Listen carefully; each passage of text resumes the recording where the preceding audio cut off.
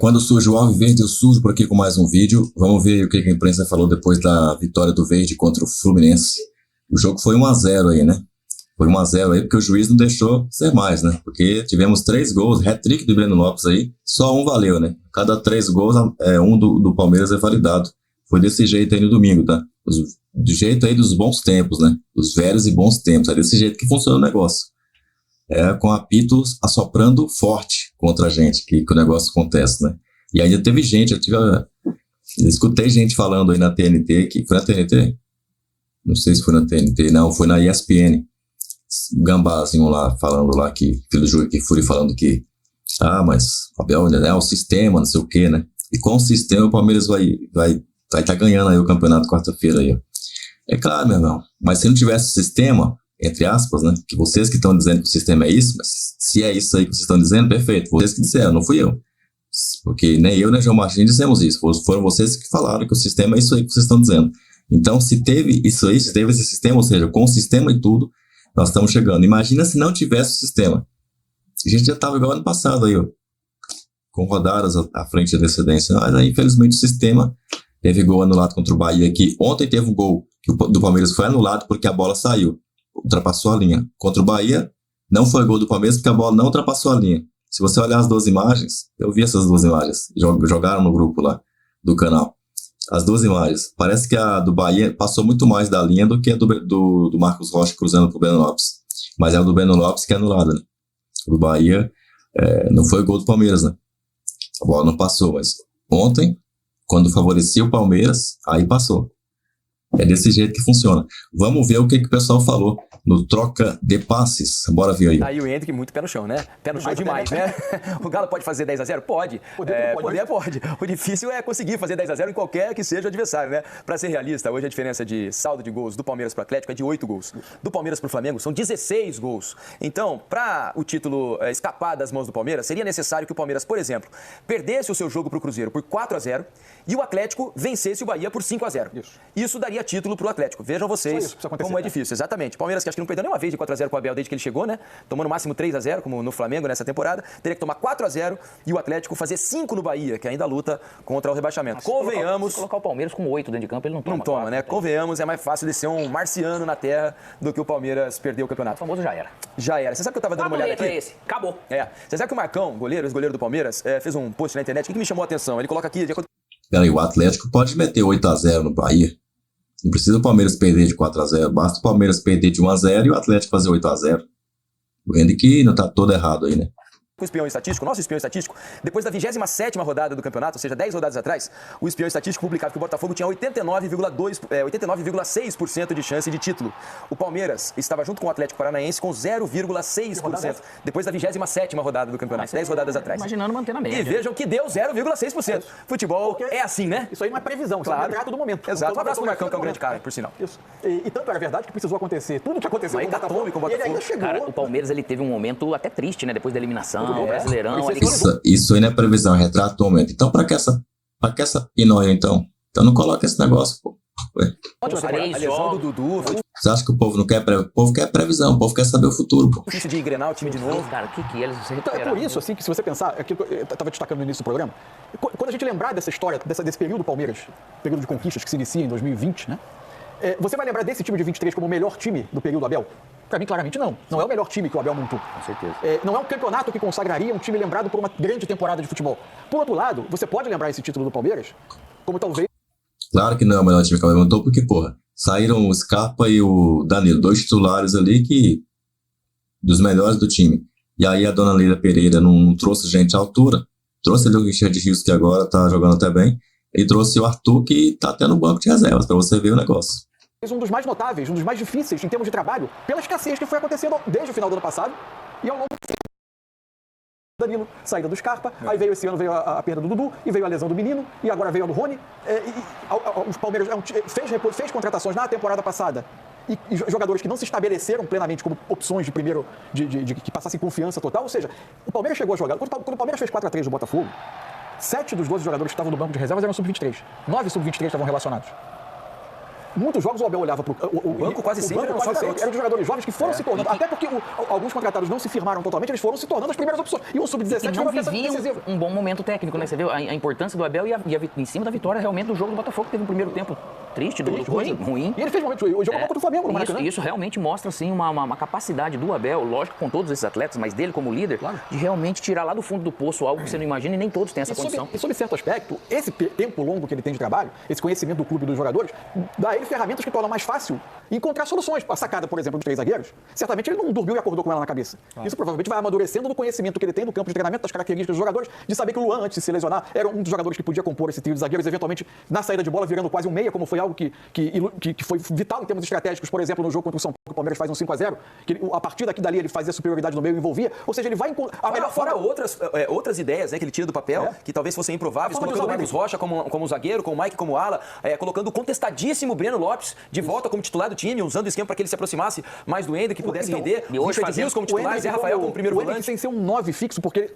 ele até pode ser, mas tentando extrair dele algo de mobilidade, de ampliar a área dele de atuação, de possibilidade de arrancar com a bola e atacar espaço, ele sendo jogando numa dupla de ataque um pouco mais pro lado direito, quase sempre buscando espaço entre lateral e zagueiro do adversário. Certamente ele foi observando o Ender. Vai haver uma eterna discussão, na Libertadores ele já estava pronto para entrar. A gente não vai saber nunca, porque não vai acontecer de novo aqui. E outra coisa, e isso o próprio treinador, o Mansur e Felipe, ele tem que ter realmente algo também, porque o desinteresse, sem querer, lá do subconsciente, ele pode vir e bater nele, ele não tem inspiração para poder pensar em algo.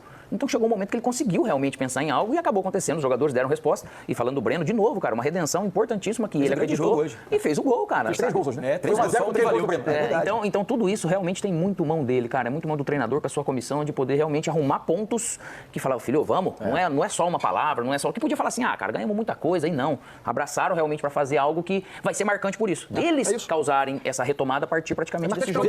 Pela dificuldade que foi a partida. E veja que o meu amigo, não sei se vocês conhecem, o tal de PVC. Meu amigo PVC me manda uma mensagem aqui, lembrando que o Palmeiras teve 31 jogadores durante a campanha. Desses 31, 14 são da base. Então, ou seja, trabalhou com 16 jogadores, 17 jogadores. O Palmeiras é hoje um formador, o Palmeiras se planejou para dar espaço a esses jogadores. Agora, também é fato que o Palmeiras foi em dado momento ao mercado, especialmente na temporada passada, mais do que nessa. Muitos dos que vieram não se firmaram, e esses jogadores precisaram passar à frente da fila, talvez mais até do que o clube tivesse planejado para eles. Claro. Um grande abraço para o amigo PVC, viu? Um grande abraço, PVC.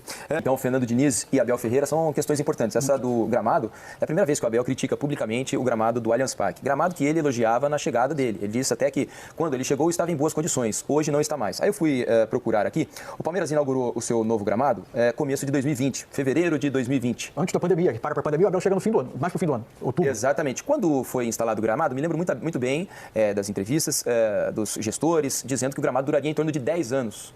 Né?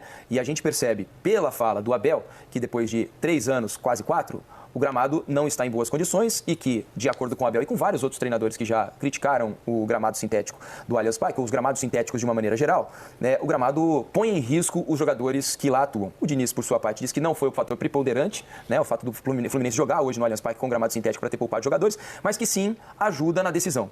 Enfim, é claro que se o gramado sintético fosse a melhor das soluções, os principais campeonatos da Europa seriam jogados em gramados sintéticos. Né? Se a gente for pegar as grandes ligas, são pouquíssimos os estádios, né? Nas principais ligas nenhum, mas há alguns estádios, um ou outro aí em competições importantes na Europa que se utiliza o gramado sintético. Eu, particularmente, acho que seria muito melhor se a gente tivesse ótimos gramados com grama natural. Mas também não acho... Mas a gente não consegue ter bons gramados. Exato, mas também acho que é melhor ter um gramado sintético bom do que um gramado natural horrível. Claro.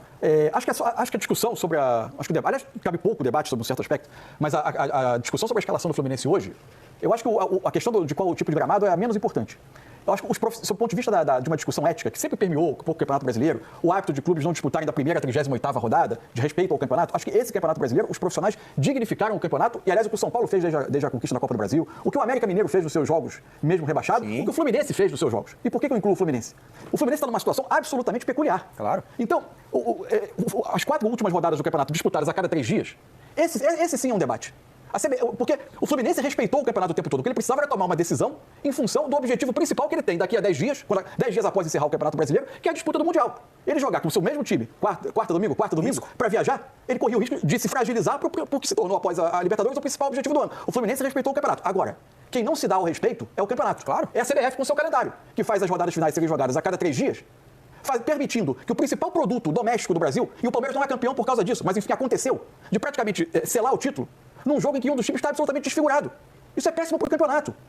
O bom pro campeonato é que os jogadores, os principais jogadores, a principal qualidade técnica, estejam em campo, em especial nas rodadas finais em que o título é decidido. Não é bom pro campeonato que um dos times esteja desfigurado, quase forçado a isso pelas circunstâncias de calendário. Então não é que o Fluminense não respeitou alguém ou não respeitou o campeonato. É o campeonato que não se dá o respeito. Claro, isso responde muito bem aqui, por exemplo, ao Max Igersheimen, aqui na nossa hashtag Troca de Passe. Ele diz: boa noite, Diniz. Não tirando o mérito do título do Palmeiras, mas pegou muito mal o Fernando Diniz colocar time reserva. Abraço. Então é exatamente como o Mansur está falando, não pegou nada mal. Como é que ele vai explicar a torcida depois de 2, 3 lesões? Ele está se preparando para um campeonato que é muito importante para ele. Então, concordo 100% com o Carlos Eduardo Mansur. O que acrescentar sobre o que a gente ouviu dos dois treinadores, Alex? Eu acredito assim, ó. É lógico que o Abel tá feliz da vida, porque ele conseguiu encontrar uma maneira de remotivar praticamente o pessoal todo e de escrever uma história que, na época, eles julgavam possível e se acontecesse, seria realmente muito bem lembrado como vai ser. O Diniz, ao mesmo tempo, ele leva um time que era possível de levar, independente da questão do campo. Ele tem que realmente pensar no campeonato mundial e por isso ele não deixou de pensar no brasileiro, de dignificar essa questão. Ele poderia ter ganho, como acabou perdendo. Eu já tinha falado isso antes aqui do jogo. Não tem realmente peso nenhum a mais para o Fluminense, que a culpa do calendário não é do Fluminense, não é do Palmeiras, não é de ninguém. E eles têm que lidar com isso, cara. Ele não pode realmente expor. Poderia vir com todo mundo e também perder. Aí vem essa história realmente do gramado, que por causa de eventos, né? E lá fora, você falando, acho que o negócio de pontuar que aqui no Brasil pegou praticamente estádio, é casa de show, né? Então, lá fora os clubes não necessitam, não precisam, e mesmo se fosse uma necessidade, agora teria que fazer um gramado igual do Santiago Bernabéu, né? Que o gramado sai todo, né? E tal, porque nós estamos vendo que mesmo esse investimento que é altíssimo, falo também de 10 milhões de reais num campo desse mais ou menos do Palmeiras para colocar, se você vai perder muito essa qualidade realmente com shows, a gente tem que pesar assim, cara, tem que ver de que forma, mas eu acordei lá atrás, não tem problema. Agora é o seguinte, é clube de futebol, cara. Se eu posso fazer então de repente 10 shows a menos, que vai render menos alguns milhões, não tem problema. Ou vai ter que trocar realmente o gramado de novo, porque se está rendendo, então eu posso fazer isso a cada 2, 3 anos, também não tem problema, mas eu acho que acaba-se o ano de uma maneira ética muito bem falada pelo Mansur, e ao mesmo tempo eu acho que o futebol sempre com reflexões para se fazer sobre calendário de novo, que é responsabilidade sim da senhora CBF, e enquanto ela não assumir isso e quiser realmente mudar, ficar até refém às vezes de algumas das federações, eu acho uma pena acabar com o estadual, mas ao mesmo tempo é o único campeonato que precisa ser mudado. Aí a gente precisa simplesmente pensar numa competição anual, de repente, para times menores. Claro. Se eu nunca parar, esforço, né? Se eu nunca parar para pensar, não vai acontecer, porque o debate nem começa. Nem começa por quê? Porque o presidente da CBF é eleito muitas vezes pelos presidentes das federações, que são quem vota, né? Nas eleições. Cara, eu já falei sobre isso aí, o pessoal não gosta quando eu falo, mas o Campeonato Paulista, por causa do Campeonato Estadual, ele tem que ser diluído ao longo do ano para os times do interior, é isso. E os times grandes, eles têm que entrar no começo do ano para jogar as oitavas de final, é isso. É assim que tem que ser, entendeu? No máximo, você faz tipo a Liga dos Campeões da Europa e dos Estados Unidos, da América Central aqui, né, América do Norte. Vão jogar agora assim, não vai ter fase de grupos, no caso pré-champions lá, né? Depois fase de grupos e oitavas, quartas e semi, não vai ter isso. Agora vai ter lá o que eles estão chamando lá de o Round of 16, a rodada dos 16, negócio assim, né? E aí vai ter lá os times que vão entrar nessa brincadeira aí, que no caso da CONCACAF são 16, tava lendo sobre isso, pô. Tava lendo sobre isso. Acho que foi sábado que eu tava lendo sobre isso. Mudou da CONCACAF e anunciou em 21, hein? Essa matéria que eu li é de 2021. E a da UEFA tá entrando agora, na próxima temporada, que começa agora. Nesse mês de agosto que vem agora, do ano 2024, começa a nova Champions, que não é mais fase de grupos. É um round de 16, não sei se da UEFA é 16, né? Mas vai ter 16 times, vão jogar muito mais entre eles e tal. E aí depois vai se classificar e tudo.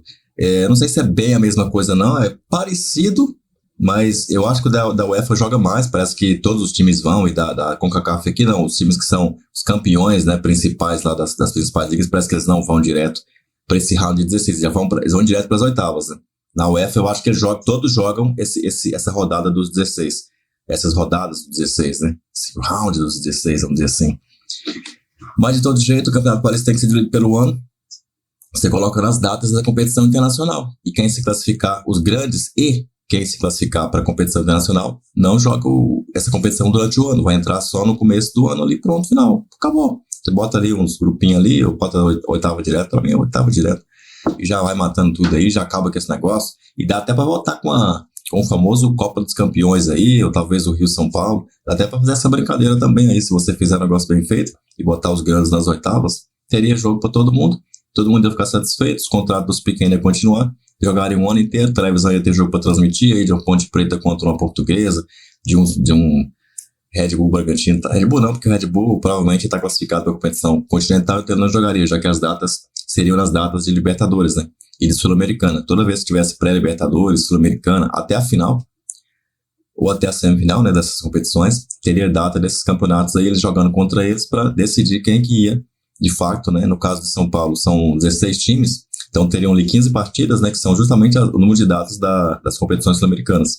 E aí, no começo de janeiro, você mete ali as oitavas ali com os grandão, aí entra Palmeiras, Corinthians, tudo como cabeça de chave ali, e meu irmão, quem passou, vem, vamos embora, entendeu? Eu falei no Carioca, eu falei sobre isso, não posso estender aqui, porque vai ficar um puta vídeo gigante, mas no Carioca dá pra fazer similar a isso, tá?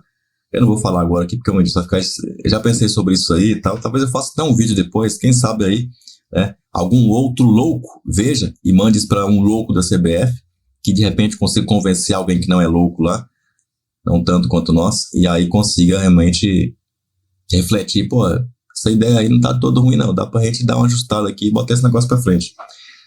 Quem sabe, né? Sonhar não ocupa espaço, né? Com o tempo, né? Porque de graça, nem injeção na testa estamos querendo, viu? Essa que é a grande verdade. A não ser que pingam pra nós aí, CBF. Se pingar um aí, a gente pode até pensar nesse caso aí, tá? Deixa o seu like, se inscreve, deixa o seu comentário aí. Até o próximo vídeo. Avante palestra!